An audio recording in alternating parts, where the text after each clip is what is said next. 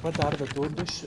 Queria agradecer, portanto, aos organizadores deste evento pelo fato de nos ter convidado para vir partilhar convosco aquilo que é, de fato, a nossa experiência e a nossa situação no setor agrário. Bom, tendo em consideração, de fato, o lema desta sessão, portanto, é o conhecimento e a tecnologia no desenvolvimento do setor alimentar, eu iria concentrar a minha apresentação na caracterização daquilo que é breve caracterização do setor agrário em Moçambique, aquelas que nós consideramos oportunidades para o desenvolvimento, portanto, do setor agroalimentar, tendo em consideração aquelas que são as nossas políticas e o plano quinquenal do governo, que foram recentemente aprovados.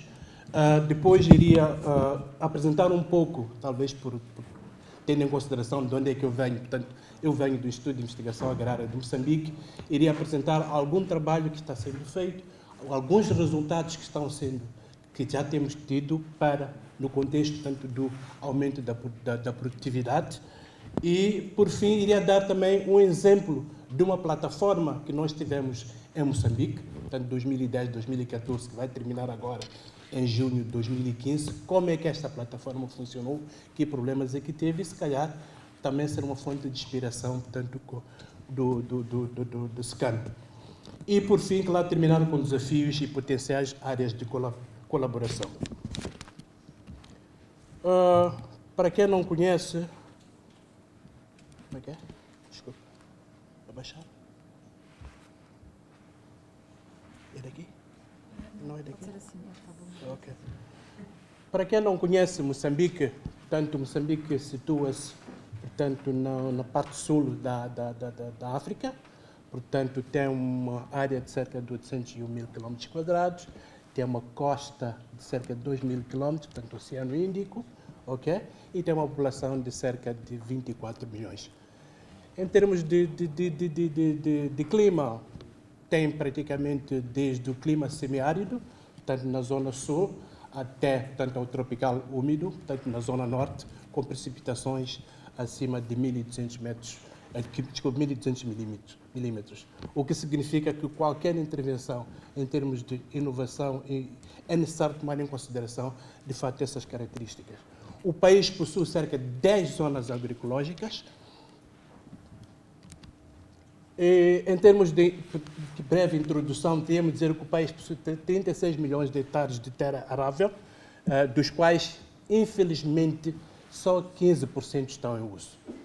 E desses 15% que estão em uso, a maior parte deles, cerca de 85%, são explorados pelo setor familiar. O que significa que é necessário também, no desenvolvimento de tecnologias, é necessário conhecer um pouco do contexto. Nós não estamos a falar de setor comercial no sentido pejorativo da palavra. Temos, sim, algumas empresas comerciais, né?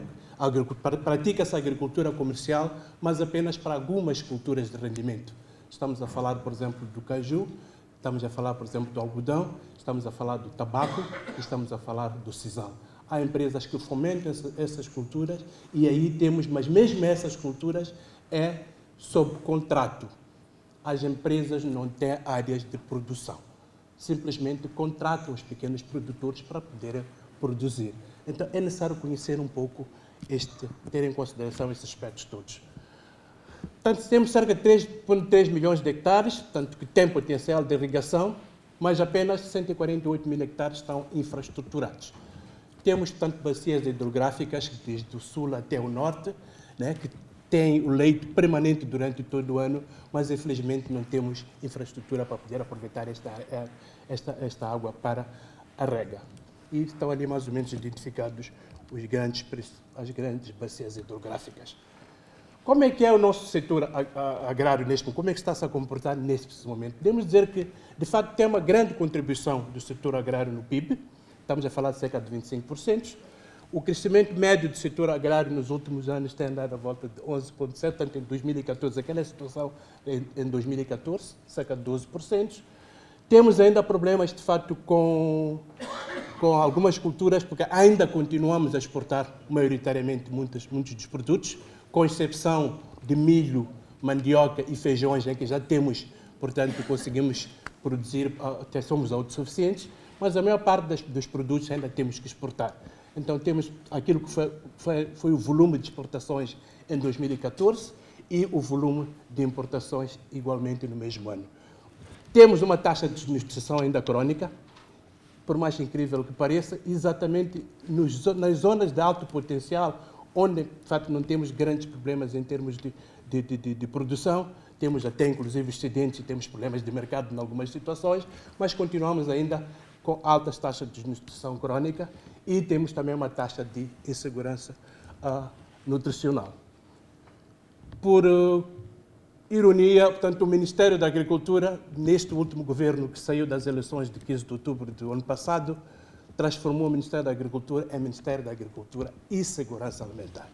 O que significa que, de facto, é da responsabilidade do Ministério da Agricultura e Segurança Alimentar ter em consideração os aspectos inerentes à segurança alimentar e nutricional.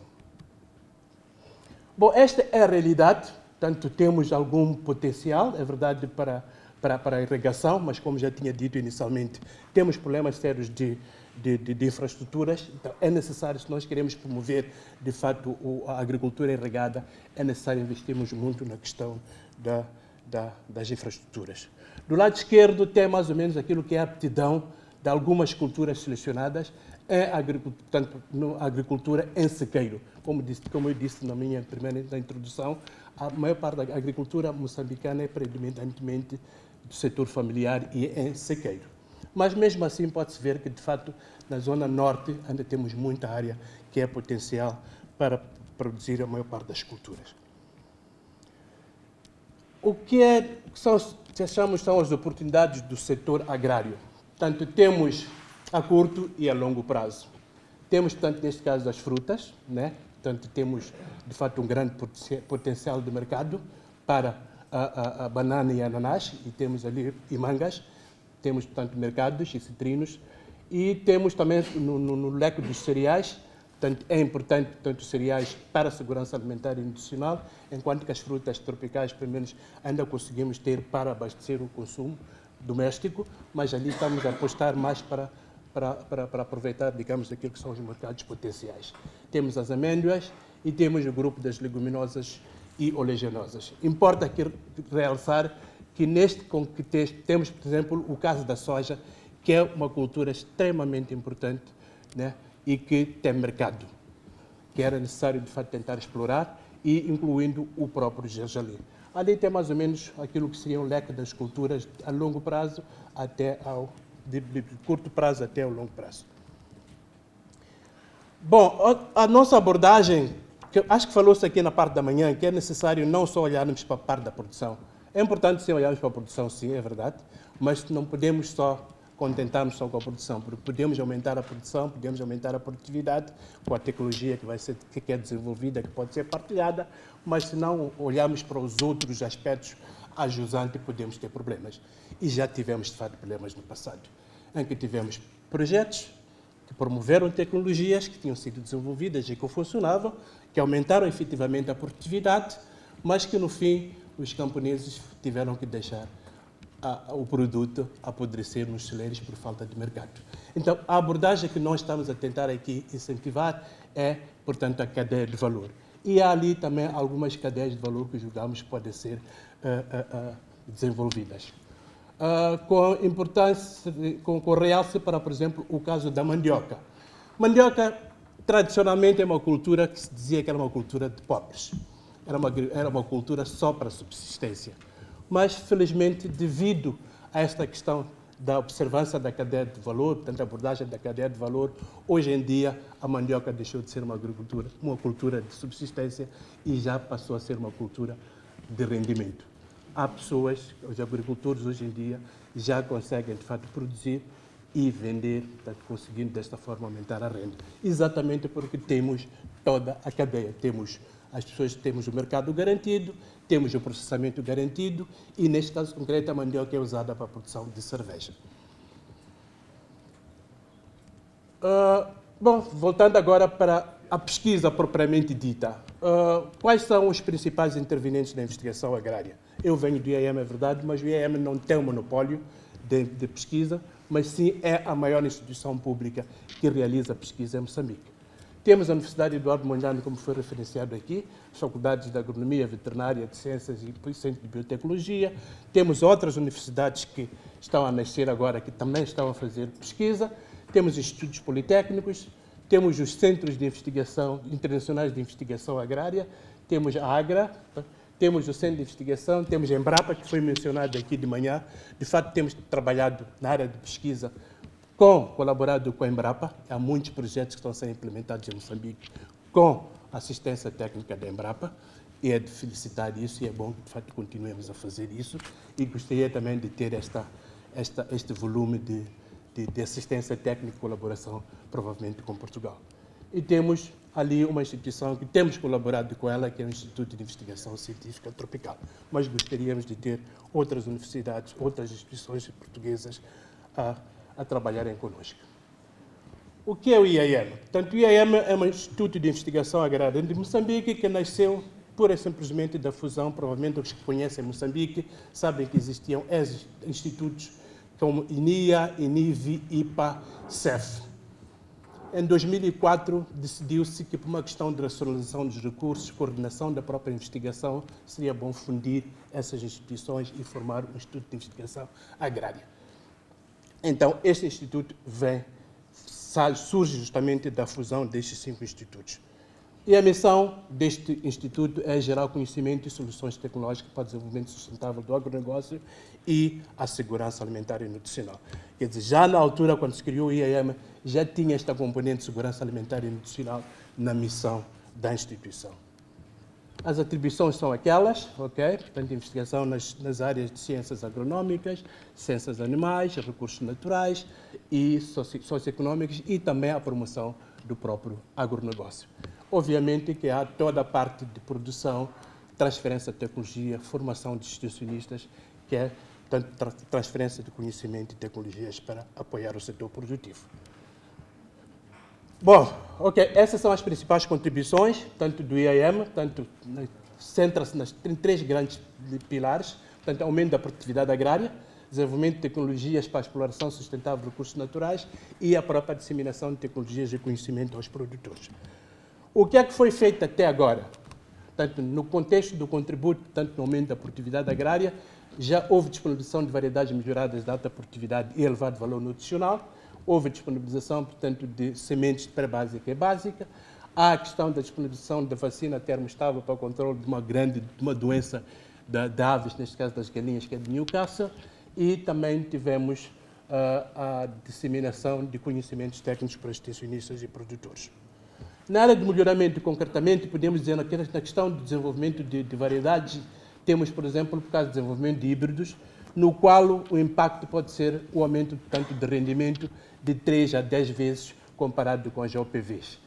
Temos também desenvolvimento de atividades de linhas de duplo propósito, para o caso concreto, por exemplo, de feijão nhamba. Não só consumir, não só o grão, mas também consumir a folha.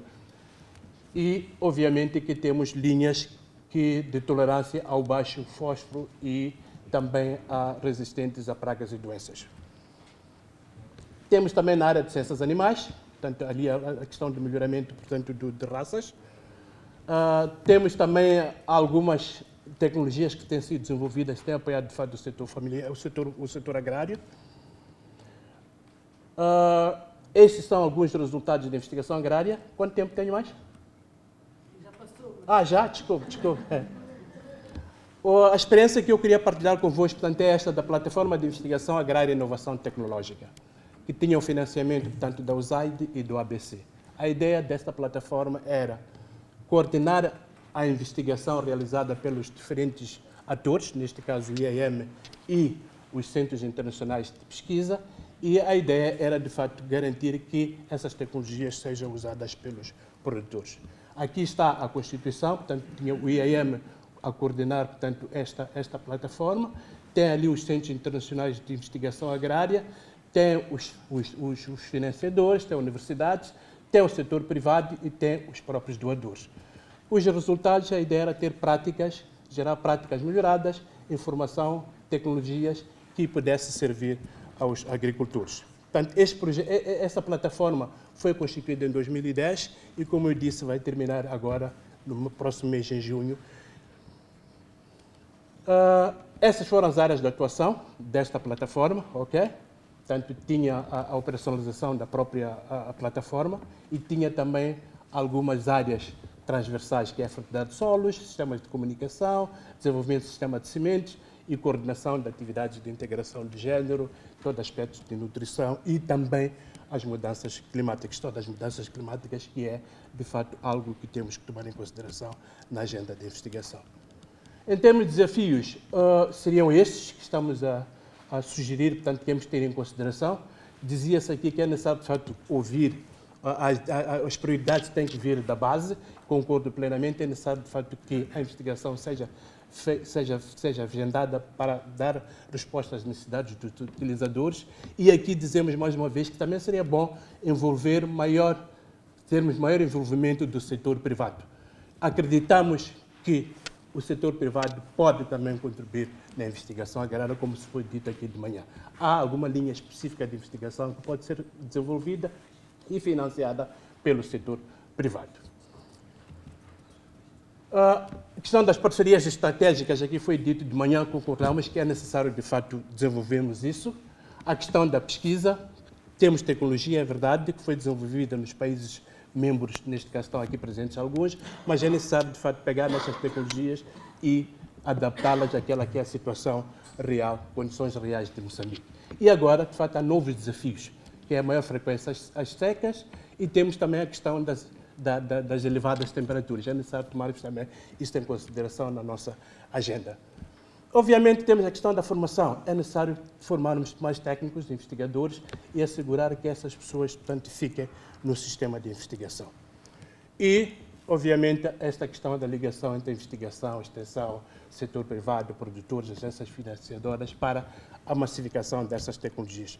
Que acredito que, ao fim do dia, o que interessa, de fato, é desenvolver as tecnologias, mas também é necessário que essas tecnologias sejam usadas e adotadas pelos produtores.